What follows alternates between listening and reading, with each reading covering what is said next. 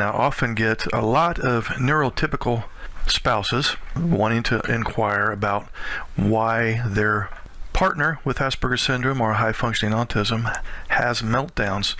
And I got an email recently, and I get a lot of these, and in essence this is a neurotypical wife, and she's wanting to understand more fully why her Asperger's husband has meltdowns.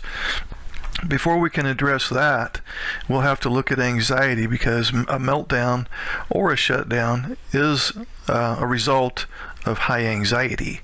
And so you could think of a meltdown as simply a symptom of anxiety. If your husband, for example, who has Asperger's syndrome, goes into a meltdown or a shutdown, you can bet that what preceded that was something that raised his anxiety. We'll just call this the anxiety cycle, and a meltdown will be part of this cycle. So unfortunately, it's very common for people with Asperger's to experience more than their fair share of stress.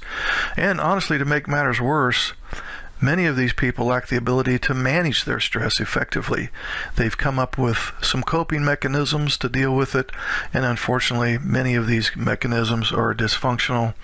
In other words, they kind of make a bad problem worse, or they solve the problem temporarily only.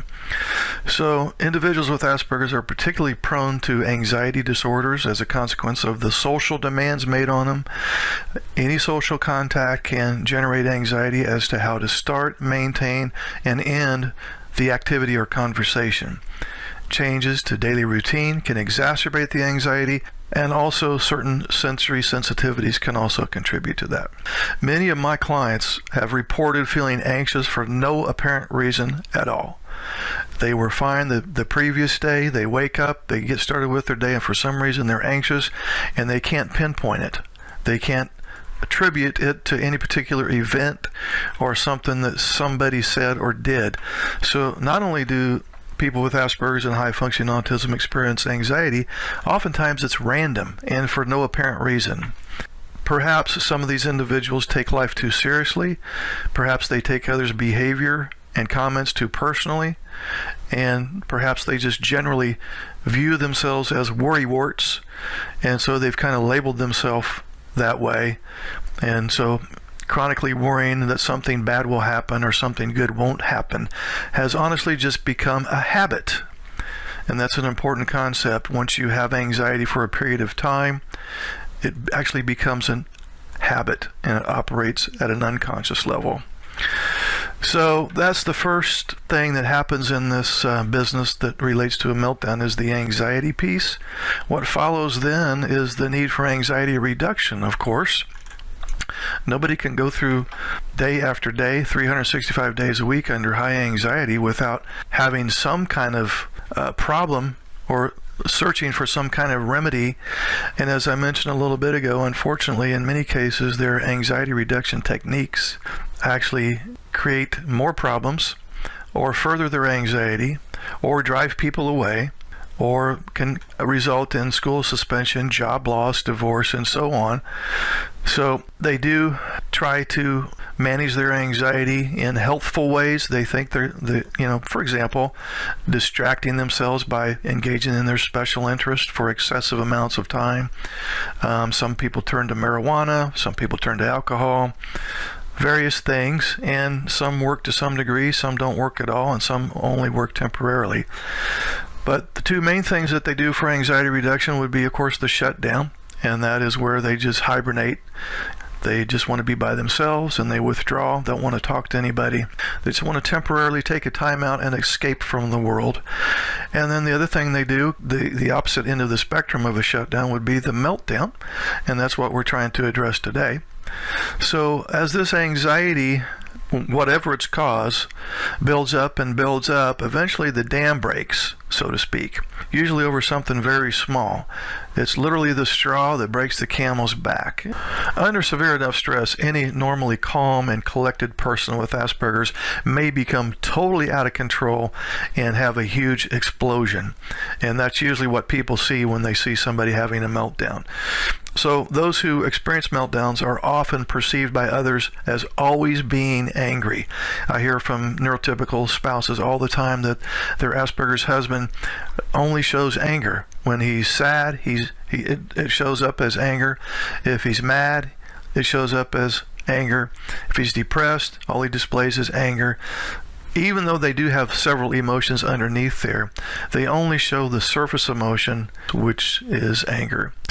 Rage may be a common reaction experienced when coming to terms with problems in employment, relationships, friendships, and other areas in life affected by Asperger's. There is often this on-off quality to the person's rage, where the person may be calm minutes later after a meltdown, while the people around are stunned and shocked that what they just witnessed. And so in this case, the Asperger's man is, after he's had his meltdown, 5 minutes later he's fine, and everybody else is still going, what the hell happened, and they're still in a state of shock. Neurotypical spouses often struggle to understand these meltdowns, with resentment and bitterness often building up over time. In some cases, the Asperger's individual may not even acknowledge he has trouble with rage, and he will blame others for provoking him. And as you can well imagine, this creates a lot of conflict in the marriage. There would literally be hundreds of examples of how meltdowns can play out, but for the sake of this video here, we're going to just discuss the following example, and we'll apply this example throughout. So, let's say the Asperger's individual's had a rough day at work, but he was able to kind of maintain his composure for the most part through the day. But when he gets home, his wife makes a comment that she didn't think was particularly provoking or upsetting, but that hits the man wrong for some reason, and he explodes. So in other words, he kind of takes out his anxiety that he experienced through the day. He takes that out on his wife, unintentionally, of course. I mean, it wasn't premeditated. He didn't think on the way home, I'm going to give my wife hell when I walk in the door. But he was already in a position where he was about to explode, and it didn't take much more steam to blow the lid off of that kettle. So the next phase in this anxiety cycle is guilt. And we're going to use the example of the guy coming home from work, okay? So if this particular scenario plays itself out numerous times over months and years, in other words, it seems to be a theme or a pattern that he always comes home in a bad mood and to one degree or another takes it out on his wife, the Asperger's husband in this case will come to believe that he's the victim of his emotions. In this case, work-related stress expressed in the form of misplaced anger toward his wife. But not only does he feel like a victim of circumstances, he also feels an element of guilt and remorse for hurting the people that he loves. He may have tried numerous times to avoid repeating this scenario, where he comes home and he knows he's taking out his anger on his wife when really it should have been directed at the coworker that pissed him off earlier in the day.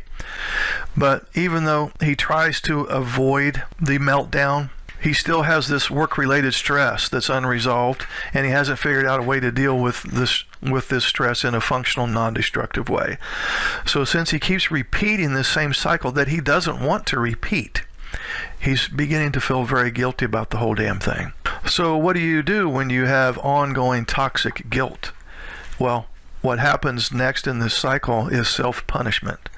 As a result of repeated social failures, in other words, in this case, numerous negative encounters with his wife, the person with Asperger's may come to the conclusion that he doesn't deserve love, he doesn't deserve compassion, he doesn't deserve to have a peaceful lifestyle.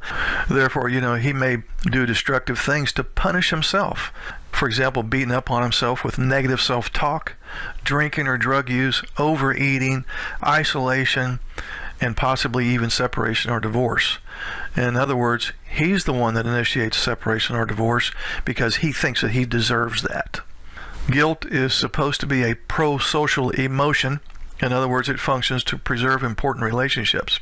But many people with Asperger's who experience repeated exposures to this anxiety cycle that we're talking about here have unresolved guilt, which literally prevents them from enjoying life and thriving emotionally. Instead, they're just trying to survive life, and they're just trying to survive emotionally. So the whole thing started off with anxiety. He tried to reduce his anxiety, in this case with numerous dysfunctional methods that didn't work. And so since he couldn't come up with an anxiety reduction method that worked, he went to the default meltdown. In other words, the anxiety built up so much that he couldn't even engage in any kind of hopeful interventions at that point. It was just explosion time. Then he feels guilty for these explosions. Then he punishes himself for these explosions, and we've gone full circle right back to anxiety again, because all of these different steps in the cycle are hugely stressful. So months or even years of experiencing numerous negative emotions, stress, frustration, anger, rage, guilt, and so on, obviously can make relationships so problematic that the better option becomes living alone or avoiding human contact as much as possible. In many cases, the man gets divorced and he just decides, I'm never getting married again. I'm never going to try this love thing again. I suck at it and I hurt people and I'm just better off left to my own company. But unfortunately, all of us are social creatures by nature. As human beings, we need other people. Therefore, living a life of solitude carries its own element of anxiety because people need other people. And so when he chooses a solitary lifestyle, he's by default chosen to make his anxiety even worse. And today I want to talk to the NT wives or husbands, as the case may be.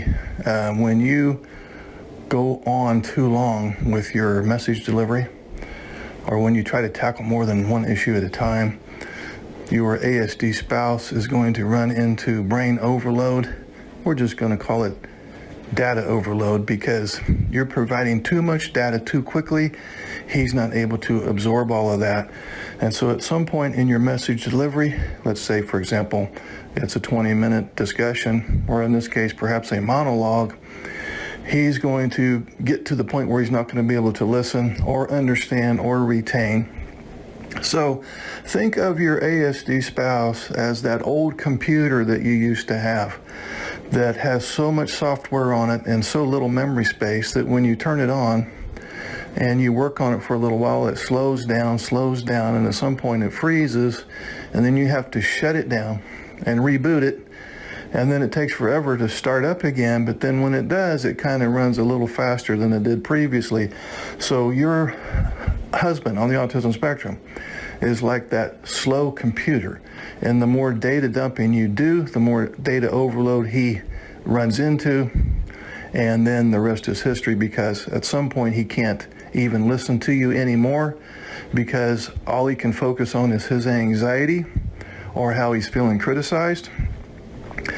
And if you continue to data dump, he's only going to be able to listen to 80% of your message.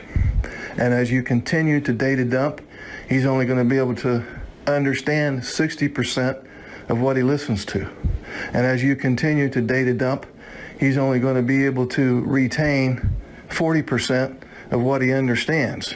And as you continue to data dump, he's only going to implement about 10% of what he retained. So of your 100% message delivery, you're only getting about a 10% return on your investment of time and energy. I hope that makes sense. So here are some examples of data dumping. When you talk too long, when you tackle more than one issue at a time, when you come at him when you're emotional or upset, either angry or crying, when you come at him with poor timing, in other words, he's not prepared, he didn't know that you were going to have the talk, he's doing something else. So you're coming at him at a very inappropriate time for him because it disrupts his routine or structure. The other component of data dumping would be when you speak in vague terms, especially when you talk about how you feel and expect him to take how you feel and apply it to some course of action he's supposed to take. Okay? Feelings, especially if you have alexithymia, are vague. So your expression of feelings is not his motivation to change. And lastly, another data dumping component would be jumping from the current issue to multiple past issues that he can't fix now. So there it is. Your data dumping downloads as data overload. Then he is going to do some version of a meltdown or a shutdown. Literally, he's going to have to shut down and reboot. Hey, I got a quick message to the neurotypical spouses out there. Don't fight with an autistic person.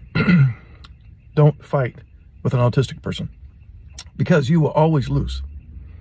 Why? Why would I always lose? Because, well, let's assume that you're the NT wife and he's the ASD husband.